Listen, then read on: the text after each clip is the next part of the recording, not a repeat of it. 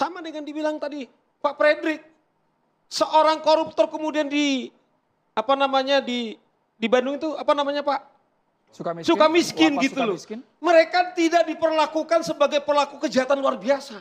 Saya usul sebenarnya Mas Andro, kalau malam ini coba misalnya penjara kita yang paling serius itu apa? Nusa Kambangan. Saya bilang kenapa kita tidak tempatkan mereka di Nusa Kambangan juga sebagai pesan. Tadi udah dibilang Daniel. Semua yang dikemplang itu adalah hajat hidup orang banyak. Kembali. Soal kematian saya tidak bicara teologi, tapi dalam konteks ini saya praktisi hukum. Tadi Kurnia mengatakan ini sudah diuji berkali-kali di Mahkamah Konstitusi, hukuman mati itu tidak melanggar hak asasi manusia, justru para koruptorlah yang melanggar hak asasi orang. Oleh karena itu menurut saya, coba kita terapkan yang saya bilang, hal yang berbeda, yang barangkali benchmarking kita tidak tepat misalnya Eropa, sehingga kita perlakukan misalnya ketika Anda misalnya keluar dari penjara. Misalnya gini loh Pak Andro.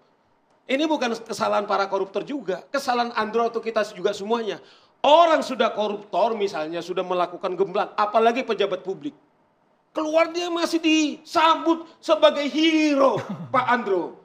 Nah maksud saya perspektif kita malam ini saya bilang. Soal debat teologi daripada Tuhan bukan soal kapasitas saya. Tapi saya bicara norma. Sampai konteks ini Amerika aja. Sampai saat ini masih menerapkan hukuman mati kok. Sehingga itu yang kita bilang, kita berharap dari deteren efek misalnya. Karena toh dia tahu undang-undang ini apa risikonya, toh ditabrak-tabrak karena dipikir. Dia juga bisa seperti Bang Mahdir bayar hakim, dan itu fakta. Jangan kita tutup-tutupi. Saya bayar hakim? Enggak maksud saya. Pengadilan kita tidak baik-baik katanya. Misalnya, saya kira Saur, ya, bukan. Saya terus terang. Bukan.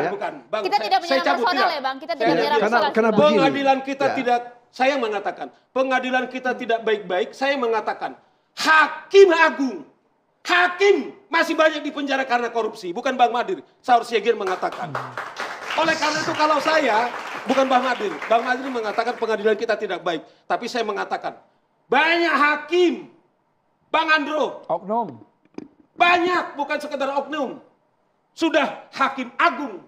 Itu yang saya bilang beberapa hakim kita, demi Allah dia mengatakan atas keadilan. Tetapi dia malah menurut saya sama.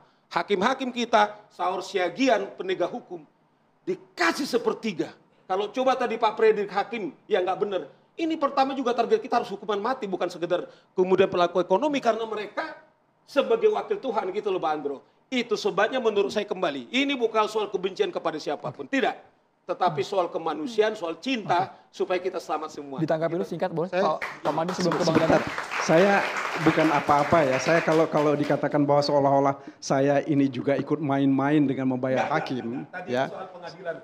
Saya pikir ya itu ya bisa dicek lah, ya. Saur, saya terima uang saja. Ya. Enggak. Bang Abang jangan serius karena saya enggak. Ini sangat serius. Enggak. Ya. Saya bilang tadi Abang pengadilan tidak baik-baik. Enggak ada saya tuduh Bang Mahdir. Jangan juga digeser. Saya mengatakan. Kalau menyangkut uang, ya, uang 27 miliar saja saya kembalikan, saya serahkan. Untuk memberikan contoh kepada orang. Ya. Advokat itu bukan orang yang bisa disogok, bisa disuap. Ya, atau mau nilep uang. Karena kita ingin menunjukkan bahwa kami ini punya integritas. Ya, punya kepribadian. Ya, pekerjaan kita ini adalah pekerjaan terhormat. Jadi saya kira ya tolonglah jangan membuat insinuasi bahwa orang lain ikut cawe-cawe dengan Bang Mahdir, urusan saya harus tanggapi. Saya tidak pernah tidur Anda. Anda juga jangan itu. Tadi Mahdir mengatakan pengadilan kita, bukan saya bilang Mahdir bermain. Jangan juga dong. Saya marah sama Abang kalau Abang jadi geser. Cuman Abang bilang saya mengamini kalau Abang menuduh pengadilan kita tidak baik. Saur Siagian mengatakan banyak hakim kemudian melakukan korupsi. Jadi Abang jangan juga baper seakan-akan saya tuduh, tidak Bang. Cuman saya amini Abang mengatakan pengadilan kita tidak baik.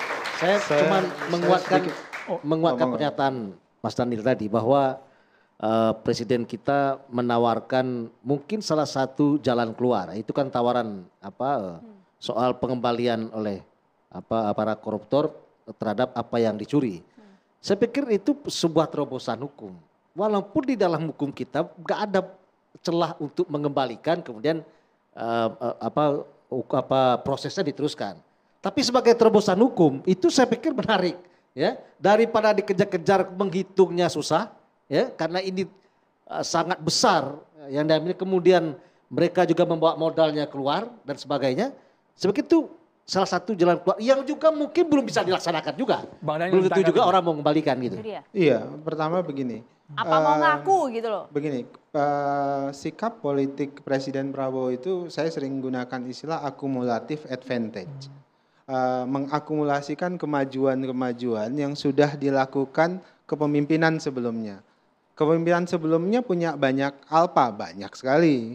Nah, itulah yang kemudian harus diperbaiki hari ini. Yang baik-baik diakumulasikan. Nah, misalnya salah satu yang perlu diperbaiki adalah model-model penanganan pemberantasan korupsi. Pak Prabowo pilihannya tidak ingin seolah-olah penuh riuh begitu, penuh heroisme, tapi kemudian beliau fokus pada tujuan utamanya, apa? Kesejahteraan.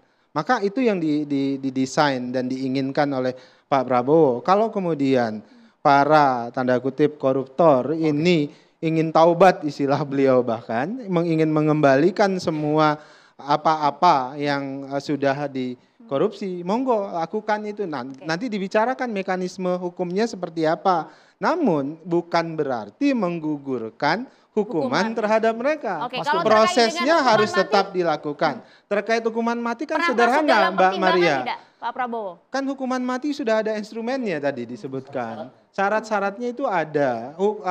Undang-undang itu sudah menyediakan instrumen untuk melakukan hukuman mati dengan syarat A, B, C, D. Kemudian yang ketiga, Maria dan Andro. Saya tadi teringat yang disampaikan oleh abang saya ini, Bang Saur. Ternyata Bang Saur ini dia sangat ngefans sebenarnya dengan Pak Prabowo. Kenapa? Karena yang beliau sampaikan tadi, misalnya dipikirkan penjara khusus terkait dengan koruptor. Di rapat terbatas kabinet yang lalu, Pak Prabowo sampaikan begini, Pak Menteri Inpas, coba Anda pikirkan penjara khusus koruptor. Mirip-mirip, itu disampaikan di rapat kabinet terbatas. Anda pikirkan penjara khusus koruptor, jangan seperti yang penjara yang ada sekarang gitu. Jadi seperti Alcatraz lah beliau gitu kan, sambil bercanda.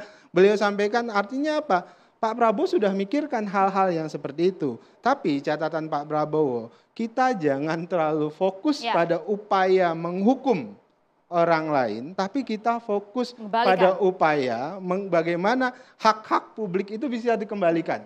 Kemudian dihukum sesuai dengan aturan yang berlaku. Semoga begitu. Bukan hanya wacana, Bang, tapi